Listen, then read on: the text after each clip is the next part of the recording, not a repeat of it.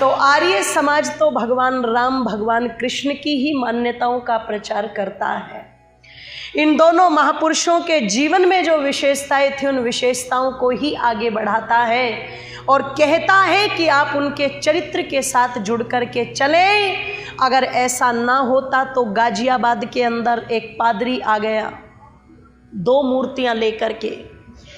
दोनों मूर्तियां दिखने में हूबहू बिल्कुल एक जैसी, कोई अंतर नहीं, रंग में, ढंग में, साइज में कोई अंतर नहीं। एक मूर्ति कृष्ण की, एक मूर्ति ईसा मसीह की। इकट्ठा किया हिंदुओं को, इकट्ठा किया ईसाइयों को और डंके की चोट पर बोला आज परीक्षा करते हैं किसके भगवान में ज़्यादा ताकत। देखो दोनों मूर्तियां एक जैसी हैं, मैं जल में दोनों मूर्तियों को डालूंगा। जिसका भगवान तैर गया वो ताकतवर, जिसका डूब गया बोलो वो कमज़ोर। दिखने में तो मूर्ति एक जैसी थी लोगों, पर अंदर से ईसा मसीह की मूर्ति लकड़ी की थी और कृष्ण की मूर्ति लोहे की थी। ये चालें चली गई हमें नष्ट करने के लिए। भोले भाले लोग थे, सब आ गए। जब सब आ गए तो हुआ क्या, जल में दोनों मूर्ति डाली गई। जाहिर सी बात थी लकड़ी तैरेगी, लोहा डूबेगा, है ना। पर पादरी ने क्या कहा, देखो तुम्हारे कृष्ण जी डूब गए और हमारे ईसा मसीह तैर गए। अब तो जो कुछ भी है बस ईसा मसीह में ही है, इसलिए आ जाओ, इधर आ जाओ। और ये षड्यंत्र घरोंडा के अंदर भी चल रहा है, जगह जगह, ध्यान रखिएगा। ऐसे ही बहकाया जा रहा है। निवेदन कर दूं आप लोगों के मध्य में, पता चला कि ये षड्यंत्र करके बहकाया गया। भोले भाले जो लोग थे वो उनके चक्कर में आ गए और योजना बन गई हम तो जी ईसाई बनेंगे। अमर स्वामी जी को पता लगा, सन्यास आश्रम के पास में रहते थे उस समय गाजियाबाद के अंदर। अमर स्वामी जी तुरंत दौड़े दौड़े भागे भागे आए और जैसे ही आए तो स्वामी जी ने पादरी जी से कहा, पादरी जी क्या बात, बड़ा हल्ला मचवा रखा है, मुझ तक भी बात पहुंच गई। अमर स्वामी जी को देख करके ही पादरी ठिठक गया, है ना। आर्य समाजी लोगों को तो ऐसा मानते हैं जैसे ये डायनासोर की प्रजाति का प्राणी हो, जहाँ भी पहुँच जाए एक बार को खोप लोगों को जरूर चढ़ जाता है। और रटी रटाई एक बात जरूर बोलते हैं, तुम तो जी आर्य समाजी हो, तुम कहाँ मानोगे। ये बहुत शब्द सुनने को मिलता है मुझे। तो मैं निवेदन कर दूं आप लोगों के सामने, अमर स्वामी जी को देख करके वो ठिठका और ठिठकर के जब वो चलने लगा तो अमर स्वामी जी ने कहा, नहीं नहीं, परीक्षा अधूरी रही। देखो जल परीक्षा आपके यहाँ होती है, पर हमारे हिंदुओं में तो अग्नि परीक्षा होती है। तो तुमने अपने वाली तो कर ली, अब हमारे वाली भी होगी। पादरी ने कहा, नहीं नहीं नहीं, नहीं परीक्षा तो हो गई। बोले ना, होगी कैसे नहीं, या तो परीक्षा मूर्तियों की कर, नहीं तो तेरी परीक्षा मैं यही कर दूंगा, ध्यान रखना। सन्यासी मत मानना मुझे, मैं लाल कपड़े में घुसा हुआ कुछ और भी हूँ, है ना। राजपूत परिवार में पैदा हुए थे, तो बोले मैं लाल कपड़े में घुसा हुआ कुछ और भी हूँ। चुपचाप लाई मूर्ति उठा करके। अमर स्वामी जी ने मूर्तियाँ उठवाई, अग्नि जलवाई और जैसे ही अग्नि के अंदर डली वो कुछ ही देर के बाद में ईसा मसीह जी भड़ भड़ करके जलने लगे और कृष्ण जी तो आग में पड़े हुए ही थे बिल्कुल, है ना। तो तुरंत जितने हिंदुओं थे उन्होंने ढोल नगाड़े बजा दिए, हो कृष्ण जी नहीं जले भैया, हमारे भगवान में ज़्यादा ताकत है। स्वामी जी ने कहा, सुन, भगवान तो जो है वो तो सब जगह है, ये तो मूर्तियाँ थी, ये षड्यंत्र था।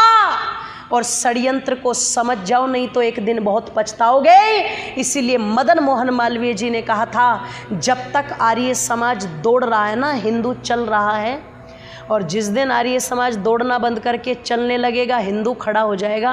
जिस दिन आर्य समाज खड़ा हो गया, हिंदू बैठ जाएगा। जिस दिन आर्य समाज बैठ गया, हिंदू लेट जाएगा। और जिस दिन आर्य समाज लेट गया, ये हिंदू जाति मर जाएगी। अगर इसे बचाने की ताकत कोई रखता है तो वो आर्य समाज रखता है और कोई संगठन नहीं रखता है। इसलिए भगवान राम और कृष्ण की संस्कृति को सुरक्षित रखने का जिम्मा आर्य समाज रूपी संगठन ने उठाया। बस अंतर यही है, हम कहते हैं चरित्र को मानो, चरित्र की पूजा करो, आचरण को अपने जीवन में अपनाओ, तो सच्चे अर्थों में चाहे कृष्ण जन्माष्टमी हो, चाहे रामनवमी हो, ये मनाना सार्थक होगा, सफल होगा। इन्हीं शब्दों के साथ वाणी को विरमित करती हूँ। बड़े ध्यान से आप सभी ने सुना, सबका बहुत बहुत धन्यवाद। आदरणीय भ्राता जी भी सम्मानित कर रहे हैं, उनका भी बहुत बहुत धन्यवाद। इति ओम शम। आर्य समाज के संपर्क में आप सदा रहें। हाँ, मैं महाभारत को देखें तो भगवान कृष्ण का जीवन वहाँ पर विशेष रूप से याद किया जाता है। अगर पूछें, आपसे प्रश्न किया जाए कि अर्जुन के सलाहकार कौन थे, तो शायद जवाब यही आएगा कि भगवान कृष्ण थे। और दुर्योधन के सलाहकार कौन थे, उनके मामा शकुनी थे। इसलिए अगर जीवन में आपके सलाहकार ठीक आ गया और अगर सलाहकार किसी को बनाना है तो आर्य समाज को बनाओ। कहते 2 बहनें सत्संग में आया करती थी आर्य समाज की। मैं ये बात सुना करके शांति पाठ करूँगा। तो 2 बहनें आर्य समाज के सत्संग में आती थी। तो एक बहन के घर में कुछ समस्याएं आने लगी। क्योंकि समस्याओं का मूल कारण कुछ और होता है, पर हम उस मूल से न जुड़ करके हम अन्य स्थानों पर घूमते रहते हैं और अन्य प्रकार के उपायों को हम खोजते रहते हैं और किसी न किसी उपाय करने वालों के साथ हम बातचीत करना शुरू कर देते हैं। तो कहते हैं उस बहन के जीवन में जब कोई समस्याएं आई तो समस्याओं को सुलझाने के लिए वो एक ज्योतिषी के पास चली गई, जो ज्योतिष का काम करते थे पंडित जी। उनके पास जा कर के उन्होंने कहा, मेरे घर में ऐसी ऐसी समस्याएं आ रही हैं, महाराज जी कुछ उपाय बताएं। तो महाराज जी उसका हाथ देखा, कुंडली देख के देखने के बाद कहा कि आप कोई काली वस्तु का दान करें, कोई काली वस्तु का आप दान करें। उन्होंने कहा ठीक है महाराज जी, मैं जरूर करूँगी। वो गई अपनी सहेली के साथ, जिसके साथ वो आर्य समाज सत्संग में जाती थी। तो उस बहन से कहा कि बहन, मैं बहुत परेशान चल रही हूँ। और उस परेशानी को लेकर के मैं ज्योतिषी के पास गई थी और उन्होंने मुझे काली वस्तु दान करने के लिए कहा है। बोल मैं क्या करूँ? कहा इसमें कौन सी सी बात है, ले कोयला मेरे पास रखा है, ये कोयला लेकर के पोटली में बांध करके जा और महाराज जी को दान कर दे। कहते वो काला कोयला लेकर के गई तो उन्होंने जब देखा खोल कर, अरे मेरे कहने का भाव ये नहीं है, मेरे भाव ये है कि काली चीज हो पर वो चलती हो, चलने वाली चीज होनी चाहिए। तो उन्होंने कहा ठीक है। वो फिर से गई अपने बहन के पास जिसके साथ सत्संग में जाती थी। उन्होंने कहा कोई बात नहीं, मेरे पास ये कीड़ियाँ हैं, ये बहुत काली हैं, इनको तो बांध ले और जाकर के दान कर दे। ये काली भी है और चलती भी हैं। जब कहते हैं वो कीड़ियाँ लेकर के गए और जाकर कहा कि महाराज ये चलती हैं और काली भी हैं। तो उन्होंने कहा ये बात मैं तू समझ नहीं पा रही, काली हो, चलती हो और 4 पाँव वाली हो और दूध भी देती हो। उन्होंने एकदम से कहा काली हो, 4 पाँव वाली हो और दूध देने वाली हो। वो फिर से उस बहन के पास गई और कहने लगी, बहन उन्होंने कहा कि काली हो, 4 पाँव वाली हो और दूध देने वाली हो। कहते इसमें भी कोई समस्या नहीं है। मेरे पड़ोस में काली कुतिया है जो अभी हाथ में ब्याई है और वो काली है और दूध भी देती है और 4 पाँव भी है उसके।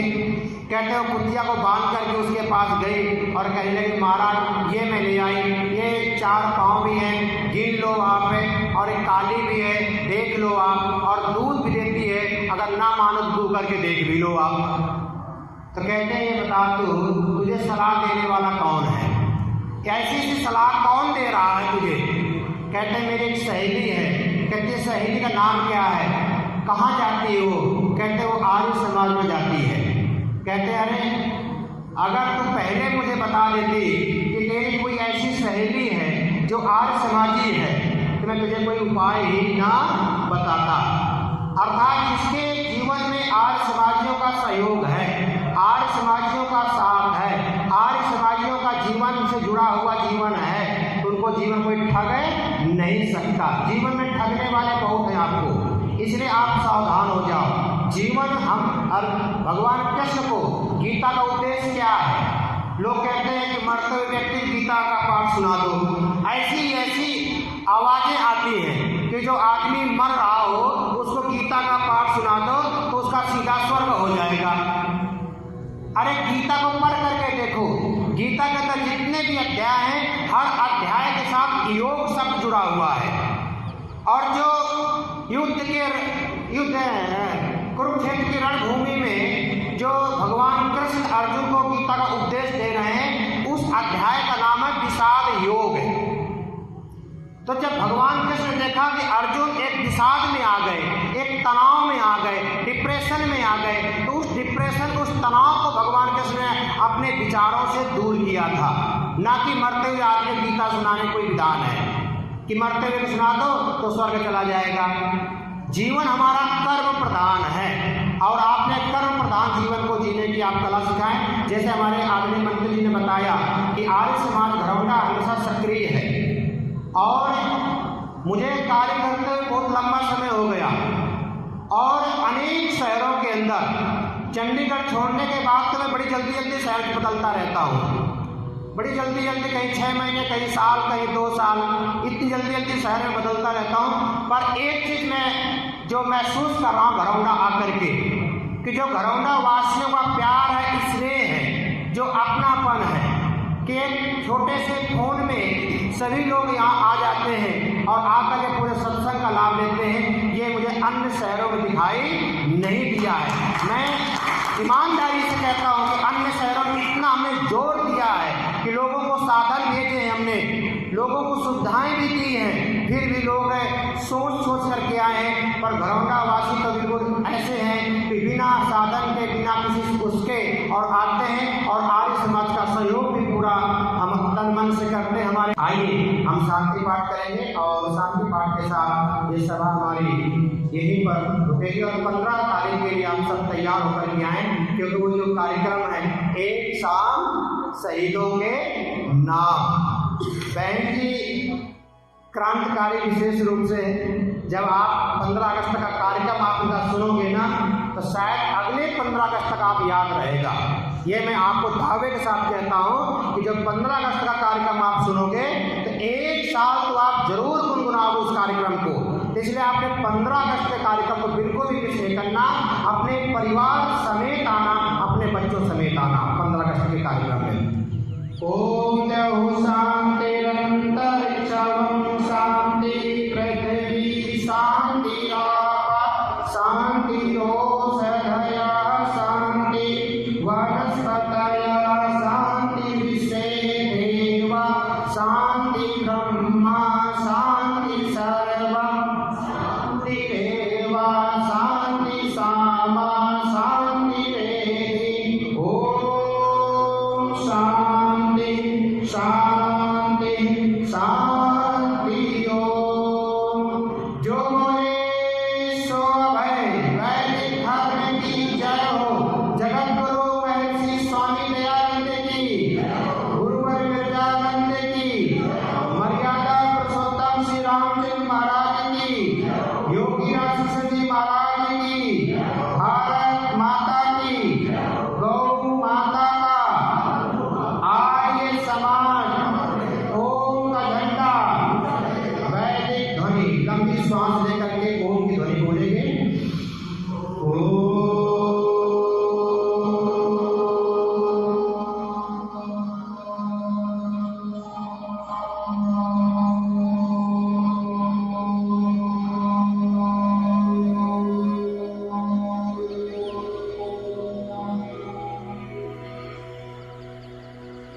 वैदिक अभिवादन सबको सादर नमस्कार। प्रसाद लेकर के जाएंगे बच्चे, प्रसाद लेकर के आओ। सर आप प्रसाद सभी को बांटेंगे, सभी प्रसाद